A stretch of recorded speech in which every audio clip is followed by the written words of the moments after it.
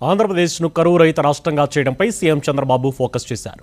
రాష్ట్ర భవిష్యత్తుకు కీలకమైన గోదావరి బనకచర్ల అనుసంధాన ప్రాజెక్టును పట్టాలెక్కించాలని ప్రభుత్వం భావిస్తోంది.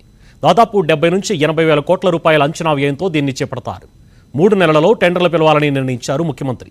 ఈ ప్రాజెక్టుపై జలవనరుల శాఖ, ఆర్థిక శాఖ ఉన్నతాధికారులతో నిన్న కీలక చర్చలు జరిపారు చంద్రబాబు.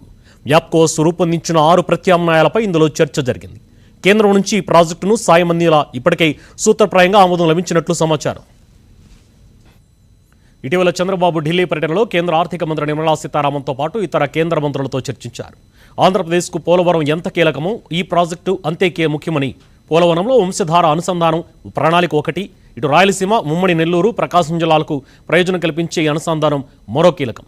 ఈ 2 పూర్తయితే రాష్ట్రానికి జలహారతి వేసినట్లే అని చంద్రబాబు భావిస్తున్నారు. ఎగువ ప్రాజెక్టుల కారణంగా కృష్ణాలో నీళ్లు సరిగా రావట్లేదు. మరోవైపు గోదావరిలో సగటున ప్రతి ఏటా 2000 టీఎంసీలు సముద్రంలో కలిసిపోతున్నాయి. ఇందులో 280 టీఎంసీలను వరద సమయంలో మళ్లించాలనేది ఈ ప్రాజెక్టు ప్రధాన ఉద్దేశం. కృష్ణా డెల్టాకు ఎటు 80 టీఎంసీలు ఇస్తారు.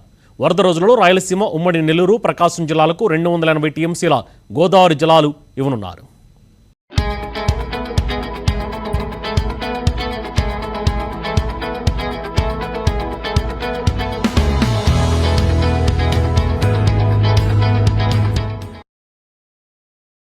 ఈ ప్రాజెక్టులకు ఆర్థిక సాయం కోరుతూ కేంద్రానికి ఆంధ్రప్రదేశ్ లేఖ రాయనుంది. అన్ని అనుమతులు పొంది తర్వాత టెండర్లు పిలవాలని అధికారులను సీఎం ఆదేశించారు.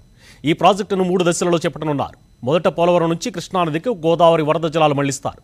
తర్వాత దశలో బొల్లాపల్లి జలాశయం నిర్మించి అక్కడికి నీళ్లు తరలించి అందులో నింపి తదుపరి దశలో బొల్లాపల్లి నుంచి బనకచర్ల రెగ్యులేటర్కు నీళ్లు మళ్లిస్తారు. దీని ద్వారా గరిష్టంగా 345 టీఎంసీలు వినియోగించుకునే ఆస్కారం ఉందని అంచనా వేస్తున్నారు. ఆంధ్రప్రదేశ్కు జలహారతి పేరుతో ఈ బృహత్తర పథకాన్ని చేపట్టాలని ప్రాథమికంగా యోచిస్తున్నారు. రాయలసీమ జిల్లాలలో పాటు కరువు ప్రాంతాలుగా ఉన్న నెల్లూరు, ప్రకాశం జిల్లాలకు దీనివల్ల ప్రయోజనం ఉంటుంది. పోలవరం కుడి కాలువ సామర్థ్యం పెంచుతారు. తాడిపూడి కాలువ సామర్థ్యాన్ని 5000 క్యూసెక్కులకు పెంచుతారు. ఆ నీటిని కృష్ణానది దగ్గర వైకుంఠపురం వరకు తీసుకువెళ్తారు. అక్కడ బ్యారేజ్ నిర్మించి ఆ నది దగ్గర వరద జలాలు కలుపుతారు. తిరిగి అక్కడ నుంచి సాగర్ కుడి కాలువ వెడల్పు చేయడంతో పాటు మరికొంత కాలువతో బొల్లాపల్లి జలాశయానికి నీళ్లు తీసుకెళ్తారు. 150 టీఎంసీలు నిల్వ చేసేలా బొల్లాపల్లి జలాశయం నిర్మిస్తారు. అక్కడ నుంచి బనకచర్ల హైడ్ రెగ్యులేటర్కు తరలిస్తారు.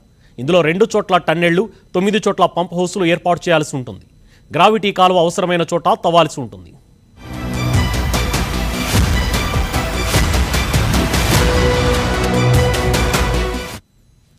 వ్యాప్కోస్ అప్పటి చంద్రబాబు ప్రభుత్వంలోనే ఈ ప్రాజెక్టుపై అధ్యయనం చేసింది. కొన్ని ప్రత్యామ్నాయాలు సూచించింది. లైడార్ సర్వే కూడా పూర్తయింది. తాజాగా ప్రస్తుత పరిస్థితులకు అనుగుణంగా మళ్లీ కొంత అధ్యయనం చేసి మొత్తం 6 ప్రత్యామ్నాయాలు ఇందులో పేర్కొంది. ఆ ప్రత్యామ్నాయాలపై ముఖ్యమంత్రి చంద్రబాబు చర్చించారు.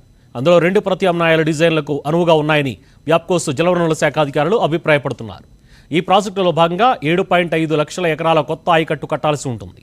22.5 లక్షల ఎకరాల స్థిరీకరణ చేసి 80 లక్షల మందికి తాగునీటి సౌలభ్యం కల్పించి పరిశ్రమలకు 20 టీఎంసీలు అందిస్తారు.